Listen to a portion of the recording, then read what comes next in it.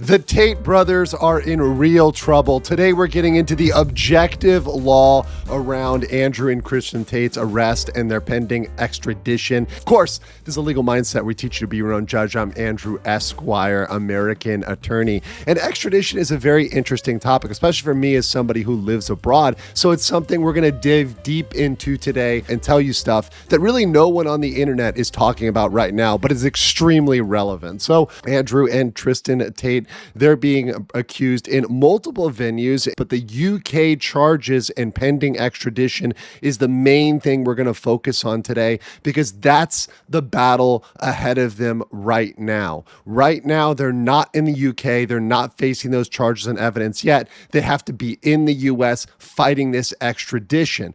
And whether you're pro-Tate or anti-Tate really doesn't matter. This is about the law. So let's get into the background for those that don't know about the Romanian case. They were arrested in 2022, charged with organized crime, trafficking, and SV. We're going to say that for YouTube. The indictment was sent back to prosecutors in Romania to fix procedural and structural flaws. So what this means is the actual trial in Romania is not happening right now. It's on pause. That's why they were allowed to go, because this is not proceeding right now. The trial is not going on right now. However, they are expected to go back to Romania to face the trial or charges, etc., in the future when Romania eventually fixes the flaws in the case. And I do believe they will eventually do that and proceed. But now we have the UK charges, and this is the big one. This is the real battle for the Tate brothers. So Andrew Tate, and we're going to break it down brother by brother here. Andrew Tate faces 42 charges, and this is the number, 42. This is really throwing a lot of charges at them here. We're talking about the R word, multiple counts, trafficking, actual bodily harm. Of course, we're talking about legal definitions here, right? This is legal stuff. And offenses related to indecent images, right, spanning from 2010 to 2017. So this is very serious charges. Now, one important thing is none of those charges are inherently political. This isn't, for example, jailing them over mean tweets or memes or etc., or what their words were. These are actual acts, and that's very important to the analysis here under extradition law. Tristan Tate is facing similar but less. So he's facing very, very serious charges as well, but less than Andrew. So when you look at extradition, this is something that most people don't study, most lawyers aren't paying attention to, because it's something you don't deal with commonly, especially for people in the United States. They're not hearing about extradition. But as somebody who lives abroad, this is something you do indeed hear about, and you'll hear in the news there might be a criminal out there, some fugitive, and they get extradited. And that's something that you hear about, especially when you live abroad, these cases and things going up. I read a very good book about the FBI operating abroad, which they do. Most people don't know that. They have offices in other countries, and they catch fugitives, bring them back, go through extradition. That's a big part of what the FBI is doing abroad. So between the UK and US specifically, there is a treaty. So all these countries all around the world, you either have an extradition treaty or you don't. But the US and UK definitely have a treaty. In fact, it was updated in 2003, which became effective in 2007. And that took into account certain things. It's updating. We're in the war on terrorism era, etc. So it kind of changed the paradigm. So this is what is required for extradition under almost all treaties, but specifically under this one. The first one is dual criminality. Extraditable offense, so that means it's serious, right? It's not going to be a parking ticket. There has to be sufficient evidence, and also there is an exception for political offenses. So let's get into what this actually means and what, the breakdown is. So dual criminality. Dual criminality means the act must be a crime in both countries involved before they can send a suspect back. This is very important because, for example, some countries might have a, let's say, religious law that says if you offend against a certain religion, then that's punishable, or do something that's blasphemous, right? That might be punishable. Well, if that's not the law, let's say in the United States, we don't have those laws. We're not going to extradite for that, right? So it's got to be something that's mirrored in both countries, right? And this is a case where all of these things are also criminal in the United States. You saw what those charges are. They exactly mirror the United States. US and UK law, of course, US is a derivation. It comes from UK law, though we changed and I would like to say improved the system as a biased American. So let's talk about sufficient evidence, right? So from the UK to the US, so somebody that's getting deported from the UK and sent to the US, that's probable cause. Is there probable cause? From the US to the UK, though, it's a little different and it's actually easier. So the standard is reasonable suspicion. So this is information sufficient to justify arrest and charge under UK law. So essentially, they've been able to file the charges. That's enough. Right? So in the UK, they're justified to file the charges. That's enough. Unless those charges are completely unjustified, there's no evidence, etc. Now, the Tates can contest that. And I think their lawyer, which, we'll see a clip in a second here, their lawyer's trying to fight back and contest this and say, hey, I want to see the evidence. Okay, they can try to push back on that. But as long as they've got enough for reasonable suspicion, very low standard, they're going to meet the sufficient evidence clause. Now we got political offenses. Now this is a big one because the Tate's lawyer has been going on podcasts talking about Tate forming a political party and how he wanted to run for PM. With the creation of the Bruff Party, was that also something that agitated the situation? Yeah, a legitimate party with lots of followers. Now, as far as I know, this is mostly just an internet meme and mostly just him talking about it. He didn't take the formal steps, as far as I know, that to go out and actually form a real political party and actually start funding that and campaigning and actually doing the groundwork in the UK. That aside, with them saying, hey, this is a real political party, right?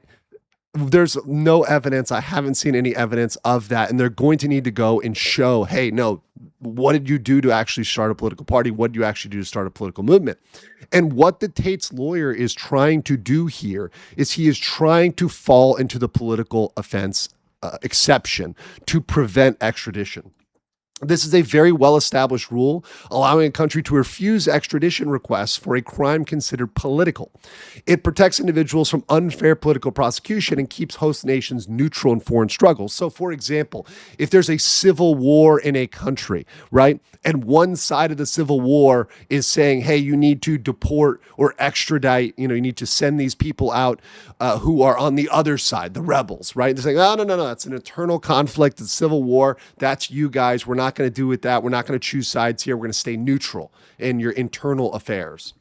So what actually happens is, and this process is very important, is that the U.S. federal judge holds an extradition hearing and decides whether the person is extraditable under the treaty or not. So they go through the elements: dual criminality, probable cause, is there a political offense exception? And that's what the Tates are going to face first. So all these people screaming on the internet saying that Tates are innocent, that Tate's going off and talking about all the Matrix and all this other stuff, that really isn't going to be relevant to the extradition treaty. That's not going to get them out of the extradition hearing that they're coming up to. So they're going to need to say, hey, we fall into an exception and actually prove that with evidence.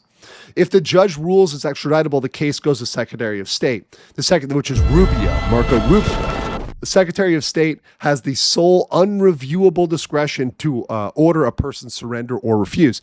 So right now, a lot of people that are back in the Tates, the pro-Tate squad, is really trying to pressure Rubio and put pressure on Rubio, saying, hey, Rubio, at the end of the day, you can make the call and you can say, don't extradite this guy, which is true. So the pro-Tate people are correct when they say Rubio can stop this. But I'm about to tell you a lot of reasons why Rubio is probably not going to stop this. First of all, there really has only been one winning defense, and this is one time. So since 2007, and since this thing has gone down with the new treaty, there's been one person that they've refused to extradite. Think about that. There's not a bunch of people. It's not a common thing. So all of these people banking on there's no extradition or Rubio's going to stop it. It hasn't happened. It only happened with this woman, Ann Sikolas. She's a wife of a U.S. intel officer who caused a fatal car crash involving a British motorcyclist. The U.S. upheld this as diplomatic. So they wanted to, perhaps they're protecting their spooks. Who knows, whatever the U.S. is doing and the spooks are doing. What the U.K. ended up doing is making her plead guilty, or rather she agreed to plead guilty to a lesser charge and have a suspended sentence, which means she doesn't actually have to serve it. And she did that remotely from the US. So she phoned into the UK. Also, there's an imbalance with the US and UK. And this is a big reason why I think Marco Rubio is not going to do this, because the US needs the UK more than the UK needs America. And that's just the facts. Those are just the numbers. So from between 2007 and 2026, there's been over 200 requests by the US. And this is an estimate because not every request is approved, right? But that's a lot, right? The US is asking a lot. That is 3 times the UK amount. The UK averages 3 to 7 extraditions per year. Not a lot, very few. Meanwhile, the US is in the upper teens or 20s. So they're requesting a lot more than the UK is. The other thing is the Tates civil suits. Now, the Tates bring this up a lot, and I just want to mention this because this is something I just want to throw out there. None of this has any bearing on the extradition claims. The Tates have several defamation lawsuits. One was dismissed against the online critics. Another one is still active in Florida. But it doesn't matter if they win all of those defamation cases. Even if they win all those defamation cases, it doesn't go towards dual criminality, sufficient evidence, political offense. That's all that matters. That's the only law that matters. Winning a defamation case, maybe that's going to make them look good in the court of public opinion, but it doesn't change the extradition at all whatsoever. So here's my judgment.